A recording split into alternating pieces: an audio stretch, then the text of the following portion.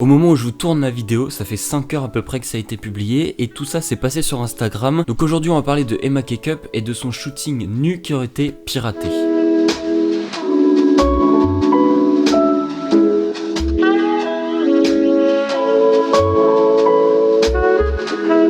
Alors déjà si j'en fais une vidéo c'est que je ne suis pas d'accord avec l'influenceur en question. On se retrouve face à un problème qu'on a déjà eu très récurremment avec cette personne. Emma Cake-Up c'est une personne qui est très connue, ou personnellement en tout cas moi en étant une personne qui ne la suit pas du tout, j'entends parler d'elle à chaque fois qu'il y a en fait une arnaque. Il y a eu déjà pas mal d'affaires, notamment tout ce qui est dropshipping, vente de montres, et là pour le coup c'était du dropshipping mais pour faire de l'arnaque, puisque c'était des montres qui coûtaient une misère sur AliExpress et qui étaient revendues une somme extraordinairement haute ensuite sur un site de drop.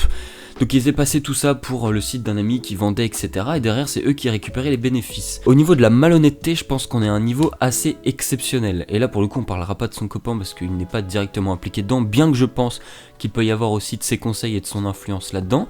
Ça reste quelque chose que Emma nous divulgue elle-même en story. Et elle a eu... le cran, si je peux me permettre entre guillemets, de les faire en story facecam. Et là, pour moi, c'est assez culotté, dans le sens où généralement, quand déjà il se passe quelque chose, c'est assez difficile de s'exprimer. Et c'est assez difficile aussi de se filmer en train de pleurer, bien que nombreux l'ont fait pour essayer d'attendrir les gens en fait. Et c'est une technique très connue là-dessus, d'essayer d'attendrir les gens en montrant que physiquement vous êtes épuisé, que physiquement ça va pas, que vous pleurez. C'est des choses qui... pour les gens qui sont sensibles et hypersensibles, comme on en a parlé elle-même sur son compte, c'est des choses qui vont nécessairement toucher les gens et qu'ils vont être plus sensibles au message qui va arriver ensuite. Donc elle prend le pari de le faire en facecam et nous explique que il y a 2 ans et demi, elle a fait un photoshoot de nu parce qu'elle avait perdu 10 kilos et qu'elle souhaitait en fait... elle était fière de son corps et qu'elle avait envie d'immortaliser ça à travers un shooting, ce qui est très bien. Si vous avez l'envie, si vous, ça vous arrive aussi, qu'importe quel le corps que vous ayez ou que vous avez une envie particulière, faites les choses qui vous font plaisir. Ça pour le coup, ça aurait été un message comme ça qu'elle aurait donné, en mode voilà, moi j'ai fait ça, n'hésitez pas vous, s'il y avait quelque chose dont vous êtes fier, de l'immortaliser, que ce soit par un photoshoot, que ce soit par une vidéo, que ce soit par un moment partagé avec quelqu'un ou avec votre famille, faites-le. Ça c'est des messages qui sont positifs. Là pour le coup, elle nous retourne le cerveau d'une manière assez spectaculaire, et quand je dis que c'est spectaculaire, c'est que je suis même surpris et sur le cul que des gens quand même y croient et participent à ça. Enfin je suis surpris mais qu'à moitié. Donc voilà, elle nous explique tout ça et elle nous dit surtout que la personne ou les personnes, puisqu'elle ne sait pas trop, apparemment elle recevrait plusieurs mails. Déjà pour moi c'est déjà une piste que ça va pas du tout, parce que quand il y a ce genre de contenu, à savoir un photoshoot pour être ma copine photographe et moi vidéaste et pour avoir fait des photos aussi avant. Comment ça se passe quand on fait des photos avec quelqu'un, notamment quand on... Enfin, j'ai jamais eu l'occasion de faire du nu ou quoi que ce soit, donc je sais pas, et je ne sais pas encore une fois comment travaillent tous les photographes non plus, mais généralement comment ça se passe, c'est que moi je retouche tout chez moi, quand c'est du nu ou des choses, ou du boudoir ou des choses comme ça, donc quand c'est du sous-vêtement et des choses qui peuvent être plutôt utilisé en tout cas pour de la revente derrière ou quoi, généralement c'est des contrats qui sont signés. C'est-à-dire que si par exemple moi demain ma copine, c'est pas ma copine, mais elle vient me voir et elle me dit bon bah voilà, moi j'aimerais bien que tu me shootes en nu, mais je veux m'assurer, et ce qui est à juste titre énoncé, que tu n'utilises pas les photos pour te faire de l'argent derrière, parce que beaucoup de photographes utilisent des photos nues pour les revendre derrière à d'autres gens qui eux veulent juste voir du nu en fait. Donc généralement il y a des contrats là-dessus, ce qui veut dire que le photographe doit avoir en son nom le contrat signé, et elle aussi d'ailleurs, avec la signature des deux, etc. Il y a un accord qui doit être fait entre les deux. Si les photos ont été leakées, ou du moins on sont en la possession de quelqu'un d'autre, ça veut dire soit que le photographe a merdé, donc que lui a diffusé les photos, ou alors que dans les deux cas, que ce soit chez Emma ou chez le photographe, ou la photographe bien sûr, ça a été mis en ligne et qu'il y a eu une faille où là quelqu'un ait pu rentrer. C'est la seule manière que je pense, à moins que le PC ait été volé ou autre, mais que les images aient été sorties de l'endroit où elles devaient être protégées en tout cas. À partir de là, ça veut bien dire que... Pourquoi ne pas nous l'avoir expliqué en fait? Pourquoi ne pas nous avoir dit voilà, les photos elles avaient été mises sur un serveur en ligne, quelqu'un a trouvé une faille et a réussi à pirater, parce que ça c'est possible. Pourquoi est-ce que ce sont pas des choses qui ont été mises en avant pour essayer de nous donner de la crédibilité à son histoire en fait?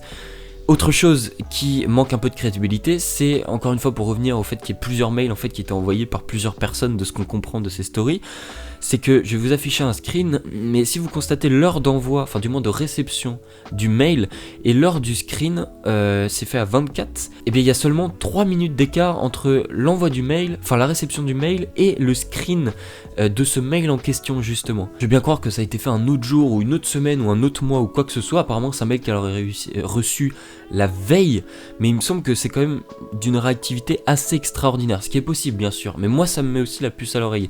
Je me dis, dans l'instant même où elle reçoit le mail, enfin elle le voit directement, et direct elle va prendre le screen, le partager, etc. C'est-à-dire que dans son intention, le screen a été fait pour être partagé en fait, parce que le mail, il n'y a que elle qui peut le supprimer pour qu'il disparaisse.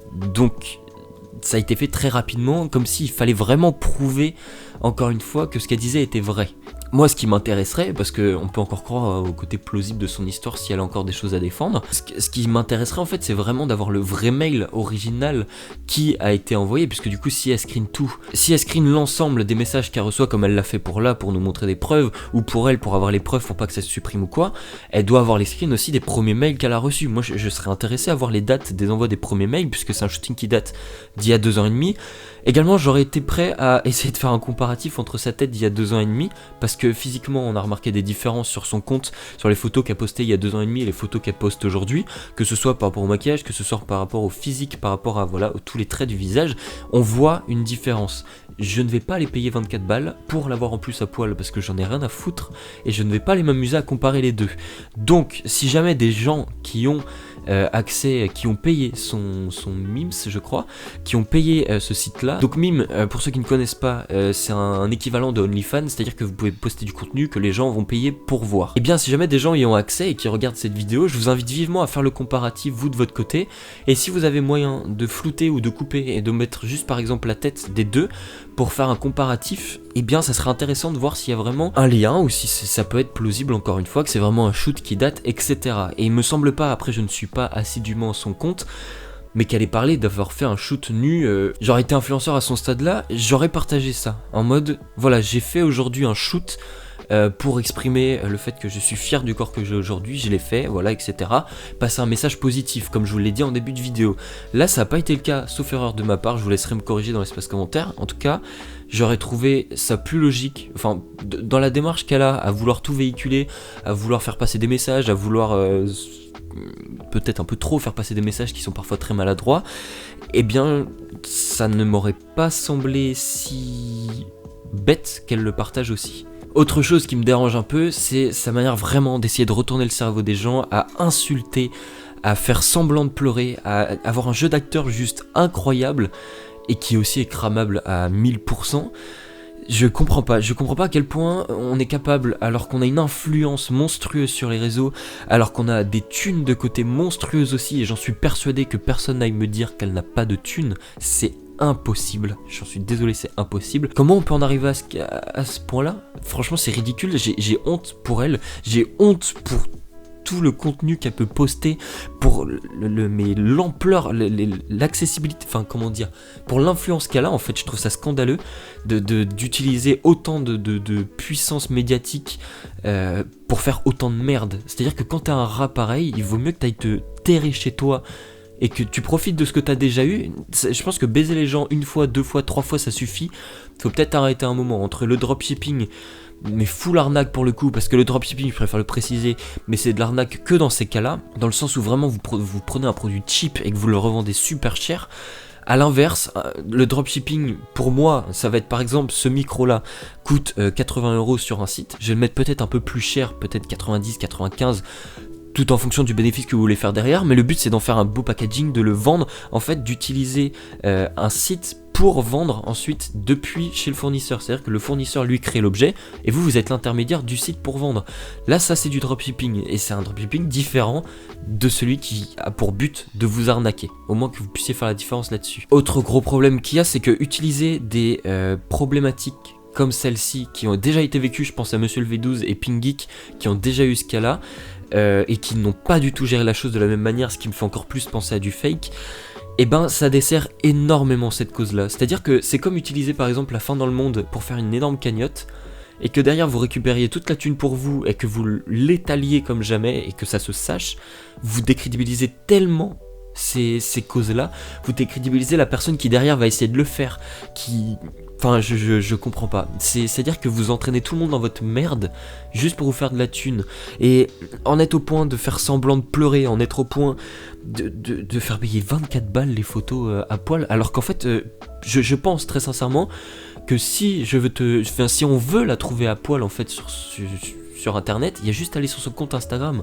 C'est du full dénudé. Et encore une fois, je reproche rien à ça, hein. Chacun est libre de faire ce qu'il veut de son corps, mais derrière ne pas aller dire que il y a peut-être des photos de moi à poil qui vont leaker, et on me demande 10 000 balles, ça me gêne vraiment. Non, là je suis désolé, sinon tu te mettrais pas autant en avant sur tes réseaux sociaux. Ou du moins tu ne mettrais pas autant ton corps en avant, tes formes, parce que la dernière photo qui est présente à ce jour, c'est une photo où le t-shirt est entièrement mouillé et on voit les seins en dessous.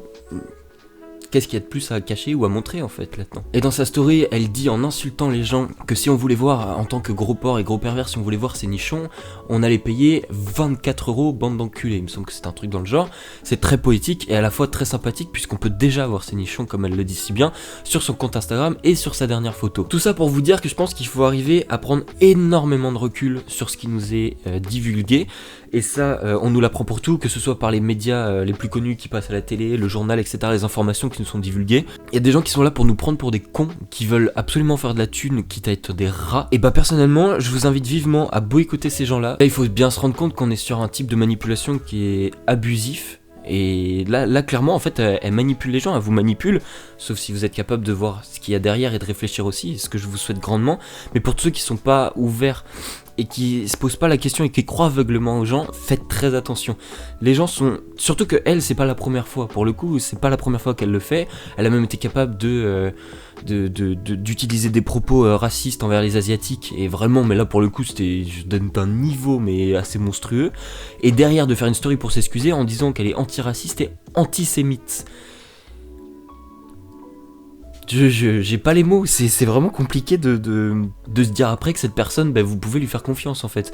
Donc prenez du recul, faites attention. Je dis pas qu'elle mentira à chaque fois, je dis juste que là faut prendre avec des pincettes et qu'il y a beaucoup trop de choses qui font que ça pue le mytho. Donc voilà, n'hésitez pas à me faire votre retour sur cette vidéo là, à faire votre retour sur ce que j'ai dit. N'hésitez pas si vous avez des choses à redire, à modifier dans ce que j'ai pu expliquer dans cette vidéo là. Je serais ravi d'avoir votre avis là-dessus. Quoi qu'il arrive, faites très attention à vous, prenez du recul sur l'information qu'on vous donne, que ce soit ce que je vous dis moi dans ma vidéo, mais ce que les autres peuvent vous dire, et faites-vous votre propre opinion. Faites attention à ça.